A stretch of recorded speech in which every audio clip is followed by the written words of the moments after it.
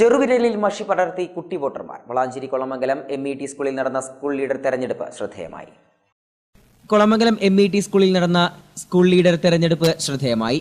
Admission രേഖകൾ ഒത്തുനോക്കി seal ചെയ്ത് ചെറുവിരലിൽ മഷി പടർത്തിയപ്പോൾ തെരഞ്ഞെടുപ്പ് ബൂത്തിലെത്തിയ പ്രതീതി. സ്ഥാനാർത്ഥികളുടെ ചിഹ്നവും പേരും നോക്കി ബട്ടൺ അമർത്തിയപ്പോൾ ജനാധിപത്യ തെരഞ്ഞെടുപ്പിന്റെ എല്ലാ വ്യത്യസ്തതയും ദർശിച്ചു. ഇലക്ട്രോണിക് വോട്ടിംഗ് മെഷീൻ സംവിധാനങ്ങൾ ഉപയോഗിച്ച് നടന്ന ഈ വർഷത്തെ സ്കൂൾ ലീഡർ തെരഞ്ഞെടുപ്പിൽ ഹംദ് ബിൻ ഹംസ, മുഹമ്മദ് അൻസിഫ്, കെ മുഹമ്മദ് നിയാസ് എന്നിവരും ഡെപ്യൂട്ടി ലീഡേഴ്സ് സ്ഥാനാർത്ഥികളായി മുഹമ്മദ് ആദിൽ, മുഹമ്മദ് നിയാസ് VP എന്നിവരും മത്സരാർത്ഥികളായി. ജൂൺ 29 വ്യാഴാഴ്ച വോട്ടെണ്ണലും ലീഡേഴ്സ് പ്രഖ്യാപനവും നടക്കും.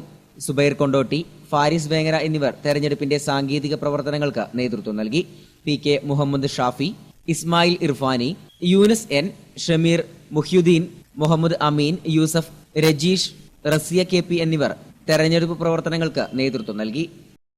ഏറെ പുതുമകളോടുകൂടിയാണ് ഇപ്പോഴത്തെ ഞങ്ങളുടെ സ്കൂൾ ലീഡർ ഇലക്ഷൻ നടന്നുകൊണ്ടിരിക്കുന്നത്. ആദ്യമായിട്ടാണ് ഞങ്ങളുടെ സ്കൂളിൽ ഒരു വോട്ടിംഗ് മെഷീൻ എന്ന സിസ്റ്റം ധരിക്കുന്നത്. അതുപോലെ തന്നെ ഇത് ഒരു കള്ളത്തരവുമില്ലാതെ തന്നെ ഒരു സ്കൂൾ ലീഡറിനെ തിരഞ്ഞെടുക്കാം എന്നുള്ളതിന് സമൂഹത്തിന് ഒരു മാതൃക കൂടിയാകുകയാണ് ഞങ്ങളുടെ സ്കൂളിൽ ആദ്യമായിട്ടാണ് ഇങ്ങനെ ഒരു അനുഭവം. ജനാധിപത്യത്തിൻ്റെ രീതിയിലുള്ള ഒരു സ്വഭാവത്തിലാണ് ഇപ്പോഴത്തെ ഒരു ഇലക്ഷൻ രീതി. ആദ്യമായിട്ടാണ് ഞാൻ ഇങ്ങനെ ഒരു രീതിയിൽ വോട്ട് ചെയ്യുന്നത്. ഇത് എല്ലാവർക്കും ഒരു പുതുമ തന്നെയാണ്. കൊളമംഗലം MET സ്കൂളിൽ ഈ വർഷത്തെ സ്കൂൾ ലീഡേഴ്സ് തെരഞ്ഞെടുപ്പ് വ്യത്യസ്തവും ശ്രദ്ധേയവുമായ രീതിയിലാണ് സംഘടിപ്പിച്ചിട്ടുള്ളത്.